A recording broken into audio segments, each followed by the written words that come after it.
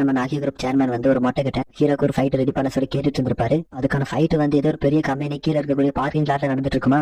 நாகி group கம்பெனிக்கு எதிராக சண்டை போடக்கூடிய கம்பெனியோட நேம் என்னன்னா கண்டாய் அப்படிங்கிற ஒரு கம்பெனி தான் சண்டை போட போகுது. அந்த கம்பெனி சார்பா சண்டை போட வந்திருக்கிறது யாருன்னா ஷிபியாஷி அப்படிங்கிற ஒரு பயங்கர மஸ்குலரா ஒருத்தனை இறக்கிருக்காங்க. இவன் வந்து இதுக்கு முன்னாடி ரெஸ்லிங் அந்த மாதிரியான போட்டிகள் எல்லாம் கலந்துருக்கான். அப்பதான் நம்ம எம்எஸ்சிட்டா இருக்காருல நம்ம சேர்மன் எங்க போனாரு, ஏன் வர லேட் ஆகுது அப்படின்னு சொல்லி யோசிச்சுட்டு பாரா. இப்போதைக்கு அவரை தேட்டரை விட இந்த மேட்ச் தான் முக்கியம் அப்படின்னு சொல்லி நம்ம ஹீரோட மேட்ச் பார்க்கணும் அப்படின்னு சொல்லி முடிவு பண்றாரு. இது வந்து ரெஸ்லருக்கும் ஒரு மார்ஷல் ஆர்டிஸ்ட் வேற நடக்குதுன்னு சொல்லும்போது ஃபைட்டிங் ஸ்டைல் எல்லாமே டிஃபர் ஆகும், பாக்குறதுக்கு நல்லா இருக்கும்னு சொல்லிட்டு இவருமே இதை கண்டிப்பா மிஸ் பண்ணக்கூடாதுன்னு முடிவு பண்ணிட்டு இருக்கேன். மேட்ச் ஸ்டார்ட் ஆகிறதுக்கு முன்னாடி அந்த சிக்கியாபிஷி தடியா இருக்காங்க. ஹீரோ கிட்ட நீ இது வரைக்கும் சண்டை போட்ட மாதிரி இந்த மேட்ச் இருக்க போறது கிடையாது, எது உண்மையான கென்கன் மேட்ச் அப்படிங்கிறது என் கூட சண்டை போட்டு வரவனு புரிஞ்சுப்பேன். ரெஃப்ரி ஓவரா பேசிட்டு இருக்காங்கன்னு சொல்லிட்டு மேட்ச் டப்புன்னு ஸ்டார்ட் பண்ணி விட்டுவாரு. ஹீரோவுமே மேட்ச் ஸ்டார்ட் ஆன உடனே ஃபர்ஸ்ட் பிளோ கொடுக்கறது அவரா தான் இருப்பாரு. வந்து பேசிய முடிச்சிருக்க மாட்டான், பேரை ஸ்டார்ட் பண்ணி விட்டுவாரா. நம்ம ஹீரோ அவனை அடிச்சு நவுத்திட்டு இருக்க. அதனால நம்ம ஹீரோட கையை பிடிச்சு சுத்தி வீசிடுவான். இதை நம்ம ஹீரோ எதிர்பார்த்திருக்க மாட்டாரு. அவனுமே நம்ம ஹீரோ பஞ்ச் பண்ணலாம்னு சொல்லி ட்ரை பண்ணிட்டு இருப்பான். ஆனா நம்ம ஹீரோ எப்படின்னா அவனோட பஞ்சில இருந்து எல்லாமே தப்பிச்சுட்டு அவனுக்கு பஞ்சு கொடுத்துட்டு இருப்பாரு. அவன் மட்டும் அடி வாங்கிட்டே இருக்கிறான். ஆனா இதுவுமே அவனோட ஒரு பிளான் மாதிரி தான் தெரியுது. ஃபுல்லாவே பஞ்ச் பண்ணி நம்ம ஹீரோ டிஸ்ட்ராக்ட் பண்ணிட்டு சடனா ஒரு கிக் கொடுக்க நம்ம ஹீரோ அதை எதிர்பார்க்கல. அவன் நினைச்ச மாதிரி கிக் கொடுத்துருவா. நம்ம ஹீரோ ரொம்ப தூரம் கழிப்பை விழுந்துருவாரா. நம்ம சேர்மன் வரலையான்னு சொல்லி அமாஷிட்டா கேட்டுட்டு இருந்திருப்பார்ல. அவர் இந்த கிரௌடுக்கு பின்னாடி இருந்து மேட்சை பார்த்துட்டு தான் இருந்திருக்காரு.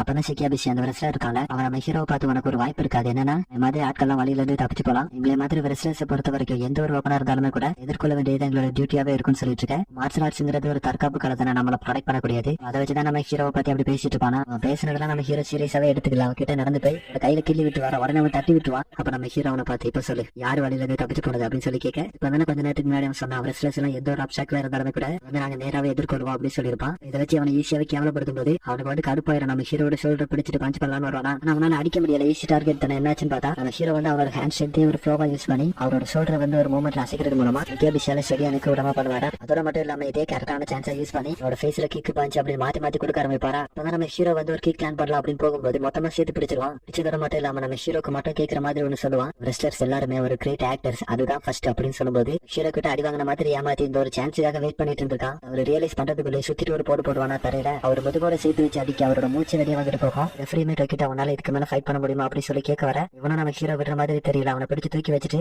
இந்த கிரௌட் ஃபுல்லாவே சிக்கியாபிஷி நேம் சொல்லி கத்திட்டு இருக்க. நம்ம ஹீரோ தூக்கி தொடர்ந்து 2 சூப்பர் எக்ஸ் போட்டுவான். நம்ம ஹீரோக்கு தமாஷிட்டாவால நம்பவே முடியல. நம்ம ஹீரோ எதுவுமே பண்ணாம இருக்காரு, அதான் அன்கான்சியஸ் ஆயிட்டாரு அப்படின்னு சொல்லி ஒரு பயத்துல இருக்கும்போது இப்படி நம்ம ஹீரோ தூக்கி ஃபேஸ்லயே ஒரு பஞ்ச் பண்ணுவான். இதை பார்த்து யமாஷிட்டா நம்ம ஹீரோக்கு எதுவும் ஆகக்கூடாது அப்படின்னு சொல்லி கத்தும்போது ஒரு சிக்கியாபிஷி அப்படிதான் அவருக்கு தான் சூப்பர் அப்படின்னு கத்திட்டு இருக்கேன். அப்படி நம்ம ஹீரோ கேவலப்படுறதை பார்த்த உடனே யமாஷிட்டா கடுப்பாயிரும். பிடிச்சு கத்திட்டு இருக்கிறது ஒரு கம்பெனியோட சேர்மன். அதை கூட அவர் பார்க்கல. சேர்மனோட சட்டையை பிடிச்சி இந்த மேட்ச்ல டொக்கிட்டா தான் ஜெயிப்பாரு, அதுதான் நடக்கும், அவர் எப்பவுமே தோக்க மாட்டாரு அப்படின்னு ஒரு கான்பிடன்டோட சொல்ல அவருமே கொஞ்சம் லாஜிக்கலா நீ அந்த மேட்சை பாரு, உனக்கு அவன் எங்கேயாவது ஜெயிக்கிற மாதிரி தோணுதா, ஆல்ரெடி அவன் அன்கான்சியஸா இருக்கிறான், ஜெயிக்கிறதுக்கு வாய்ப்பு இல்ல அப்படிங்கிற மாதிரி சொல்லுவாரா. ஆனா யமாஷிட்டா ஃபுல் கான்பிடன்டா இருக்காரு, நம்ம ஹீரோ தான் ஜெயிப்பாரு சொல்லிட்டு மேனேஜர் கிட்ட உறுதியா நாங்க தான் ஜெயிப்போம் அப்படி சொல்ல அந்த சேர்மனுமே கொஞ்சம் அந்த மேட்சை பார்த்துட்டு சொல்லலாம் அப்படி சொல்ல நம்ம ஹீரோட பேக் போன பிரேக் பண்ணிடலான்னு தலையும் காலையும் போட்டு நிறுத்திட்டு போனா நம்ம ஹீரோக்கு ஒரு அன்கான்சியஸான ஸ்டேட்ல ஒரு பிளாஷ் மாதிரி வருது. இடத்துல ஒரு சுத்தி ஃபுல்லாவே கேண்டிலா இருக்கும். அந்த இடத்துல உன்னை பார்த்து ரொம்ப நாள் ஆகுது, உன்னை இந்த ஒரே ஒரு தடவை மட்டும் நான் எடுத்துக்கிறேன் அப்படின்னு சொல்லிட்டு இருக்கக்கூடிய கேண்டில ஊதி விட சிக்கியாபிஷி நம்ம ஹீரோட உடம்பு பிடிச்சு நெரிச்சிட்டு இருப்பாங்க. ஹீரோட உடம்பு வந்து டெம்பிள் ஆக ஆரம்பிக்குது. அவனுக்கு ஒண்ணுமே புரியல என்ன நடக்குதுன்னு. அவன் கிட்ட இருந்து நம்ம ஹீரோ தப்பிச்சு மட்டும் தான் வந்திருப்பாரு. ஆனா அவனோட கை இருக்குல்ல அதுல ஒரு 4 வரை நம்ம ஹீரோ தப்பிச்சு வரும்போதே திருக்கி விட்டுட்டு தான் வந்திருப்பாரா. நம்ம ஹீரோவை பார்த்தா அவரோட ஆக்டிவிட்டி ரொம்ப டிஃபரெண்டா மாறிடுச்சு. அவரோட பெர்சனாலிட்டியே சேஞ்ச் ஆன மாதிரி தான் இருக்கும். இப்போ நம்ம ஹீரோ அவன் மேல லான்ச் பண்ணக்கூடிய எல்லா பஞ்சுமே அவ்வளவு ப்ரூட்டலா இருக்கும். இது முன்னாடி ஃபுல் ஃபோர்ஸ்ல தான் பஞ்ச் பண்ணிருப்பாரு, ஆனா பிளட் வந்திருக்காது. ஆனா இந்த தடவை அவனை புஷ் பண்ணி பின்னாடி தள்ளிட்டு இருக்க யமாஷிட்டாக்கு வந்து இது கிளியராவே தெரியுது, இது நம்ம ஹீரோட ஃபைட்டிங் ஸ்டைல் கிடையாது,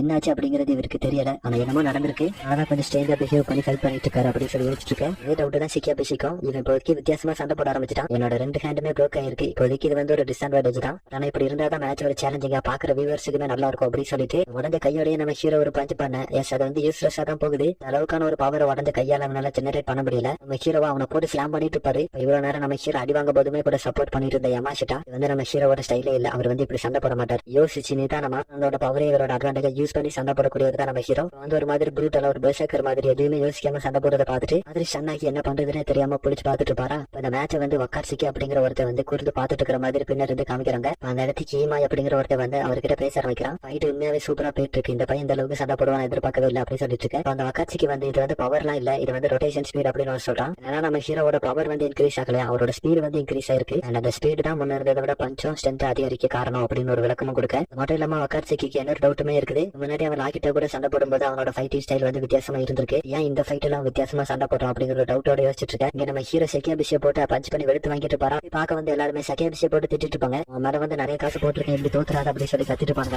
அவனுமே நம்ம ஹீரோட மண்டையை பிடிச்சி ஒரு ஹெட்பாட் கொடுத்துட்டு பில்லி வந்து ஒரு மிதி கொடுக்க நம்ம ஹீரோட ரிப்ஸே ப்ரோக் ஆயிருக்கும். வந்து பில்லருமே அந்த அளவுக்கு டேமேஜ் ஆயிருக்கும். சிக்கியாபிஷி வந்து நம்ம ஹீரோவை எந்திக்க சொல்லிட்டு சுத்தி எல்லாரையும் பார்த்து அவளை அந்த மேட்ச் பதிக்க முடிய போகுது அப்படின்னு சொல்லி எல்லாருக்கிட்டையும் அனௌன்ஸ்மெண்ட் பண்ணிட்டு இருக்க. ஹீரோ சடனா அவரோட கழுத்துலயும் ஒரு ஸ்ட்ரைக் கொடுத்த மாதிரி இருக்கும். அவன் என்ன பண்ணாரு அப்படிங்கிறது யாருக்குமே தெரியல. செக்கியாபிஷி வந்து அப்படியே அன்கான்சியஸ் ஆகி விழுந்துருவானா. உங்களுக்கு அந்த பிளிங்க் ஆஃப் த செகண்ட்ல என்ன நடந்தது அப்படிங்கறதே தெரியாம ஒரு மாதிரி ஆச்சரியமா பாத்துட்டு இருக்க. வகாட்சுகியுமா இவங்க 2 பேரும் பேசுறது வச்சுதான் நமக்கே தெரிய வருது. ஹீரோ வந்து அவனோட கழுத்துல ஸ்ட்ரைக் பண்ணி மூளைக்கு போகக்கூடிய ஏர் சப்ளையை கட் பண்ணிருக்காரு. அது மூலமா டப்புனு அன்கான்சியஸ் ஆகி விழுந்திருக்கான். அதே சமயத்துல நம்ம ஹீரோட கையில 2 விரல் உடஞ்சிருக்கிறத பார்த்த யமாஷிடாவும் நான் நடந்திருக்கோம் அப்படிங்கறத அவருமே புரிஞ்சுக்கிறாரு. அதே சமயத்துல நம்ம ஹீரோ தான் வின்னர் அப்படிங்கறத அனௌன்ஸ்மெண்ட் பண்ண யமாஷிடாக்கு வந்து அவ்வளவு ஹாப்பியா இருக்கும். நம்ம ஹீரோ வந்து மாறல இன்னும். ஏன்னா அதே மூலையை யூஸ் பண்ணி பழையபடியே சண்டை போடக்கூடிய நம்ம ஹீரோயின் அப்படியே தான் இருக்காரு அப்படின்னு சொல்லி சாட்டிஸ்பாக்சன் கலந்த நிம்மதியா இருக்கும். நம்ம ஹீரோயின் மாறல அப்படியே தான் இருக்காருன்னு. அப்பதான் யமாஷிடா வந்து ஒரு சேர்மன் கிட்ட சண்டை போட்டு பாருல. அவரே இவர்கிட்ட வந்து நல்லாவே ப்ரெடிக்ட் பண்ண இன்னொரு தடவை நம்ம மீட் பண்ணலாம் அப்படின்னு சொல்லிட்டு போக அந்த இடத்துல இருந்து அட்மாஸ்பியர் மொத்தமா சேஞ்ச் ஆகுது. யாரோ ஒருத்தர் வந்திருக்காங்க. பார்த்த உடனே எல்லா கம்பெனியோட சேர்மனுமே இவர் எதுக்காக இங்க வந்திருக்காரு அப்படின்னு சொல்லிட்டு பயத்தோட நின்னுட்டு இருக்க. இதை பார்த்து ஏமாச்சிட்டு அவன் யார் தான் அவர் என்ன அப்படின்னு சொல்லி சுத்தி இருக்கிறவங்க கிட்ட கேட்கும்போது அவங்களுமே ஒரு பயத்தோட அவர் யார் அப்படின்னு சொல்ல ஆரம்பிக்கிறாங்க. அவரு தான் கட்டாவரா மெச்சரா இந்த கென்கன் அசோசியேஷனோட சேர்மன் அப்படின்னு சொல்ல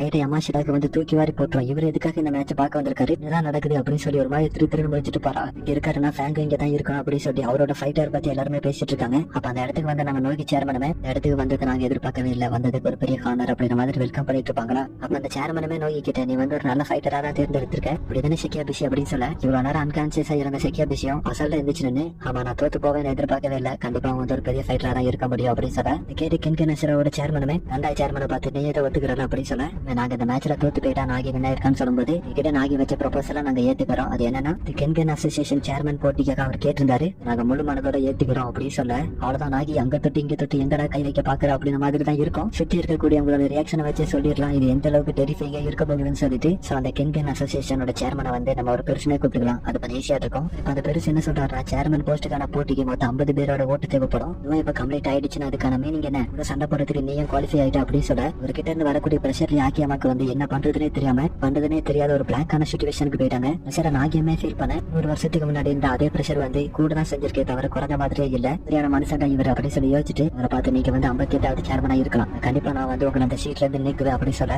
பெருசா நான் உன்னோட சேலஞ்ச் அக்செப்ட் பண்ணிக்கிறேன், ஆனா அதுக்கு நீ என்னோட ஃபேங்க தோக்கடிக்கணும் அப்படின்னு சொல்ல ஃபேங்கோட நேம் கேட்டதை சுத்தி இருக்கிறவங்க எல்லாம் வித்தியாசமா ரியாக்ட் பண்றதை பார்த்துட்டு யமாஷிடாக்கு வந்து டவுட்டா இருக்கு எதுக்காக இப்படி புலம்பிட்டு இருக்காங்கன்னு சொல்லிட்டு ஃபேங் பெஸ்டான யார் அப்படின்னு சொல்லி கேட்பாரா. அவங்கள ஃபேங்க பத்தி தெரியலன்னா நீ எப்படி இந்த இடத்துல இருக்க, ஆனா அந்த பெருசுக்காக சண்டை போடக்கூடிய ஃபைட்டர் இது வரைக்கும் அவன் ஒரு லாஸ கூட கண்டதே கிடையாது, ஸ்ட்ராங்கஸ்ட் கென்கோ ஃபைட்டரே அவன் தான், 87 மேட்ச் போட்டுருக்காத ஒரு மேட்ச் கூட தோத்ததே கிடையாது அப்படின்னு சொல்லுவாங்க. 187 மேட்சுக்கும் பார்த்து எந்த அளவுக்கு ஒரு எக்ஸ்பீரியன்ஸான ஃபைட்டரா இருப்பாருன்னு சொல்லி யோசிச்சாங்க. நம்ம ஹீரோட 2வது ஃபைட்டே இது இந்த அளவுக்கு ஹார்டா இருந்திருக்கும். அப்பதான் அந்த பெருசு ஒரு அனௌன்ஸ்மெண்ட் கொடுக்குறாரு, லைஃப் ஆர்ட் இது ஓப்பனிங் டூர்னமெண்ட் அனௌன்ஸ்மெண்ட் பண்ணுற அப்படின்னு சொல்லிட்டு ஒரு அனௌன்ஸ்மெண்ட் கொடுக்க இமாய் வந்து எப்படியாவது என்னோட பாஸை வந்து கன்வின்ஸ் பண்ணி டூர்னமெண்ட்ல கலந்துக்கணும் அப்படின்னு சொல்லி எக்ஸைட் ஆயிட்டு போனா அதே சமயத்துல கண்டாய் சேர்மனா செக்கியா பாஷை பார்த்து நம்மளும் இந்த டூர்னமெண்ட்ல கலந்துக்கிறோம் அப்படின்னு சொல்ல நான் இப்பதான் தோத்து போனேன் அதை நீ பாக்கலன்னு சொல்லி கேட்க எனக்கு ஒன்ன தவிர வேற யாரை பார்த்தாலும் கிரேட் ஃபைட்டர் மாதிரி தெரியல, இது பெருசுமே உங்களுக்கு சேர்மன் போஸ்ட் வேணும்னா என்னோட ஃபேங்க தோக்கடிச்சுட்டு எடுத்துக்காங்க, போட்டியில கலந்துக்க சைக்கோ கில்லர் யாரை வேணாலும் கூட்டுவாங்க, எவனா இருந்தாலும் பிரச்சனை இல்லை, என்னோட ஃபேங்க தோக்கடிச்சுட்டு நீங்க சேர்மன் போஸ்ட் எடுத்துக்கலாம் அப்படின்னு சொல்லும்போது வந்து நம்ம ஹீரோவை டூர்னமெண்ட் அப்படிங்கிறது இப்ப ஒழுங்கா கேட்கிறாரு போல டூர்னமெண்ட் அப்படின்னு அவன் கண்டிப்பா வருவான், இந்த மாதிரி எக்ஸைட்டிங்கான ஈவெண்ட் எல்லாம் விடவே மாட்டான் அப்படின்னு சொல்லிட்டு யாரோ ஒருத்தர் நம்ம ஹீரோ வந்து அப்பவே இருந்து தேடிட்டு இருக்காருல அவனை பத்தி யோசிச்சுட்டு இருக்க. அதோட இந்த எபிசோடுமே இந்த இடத்துல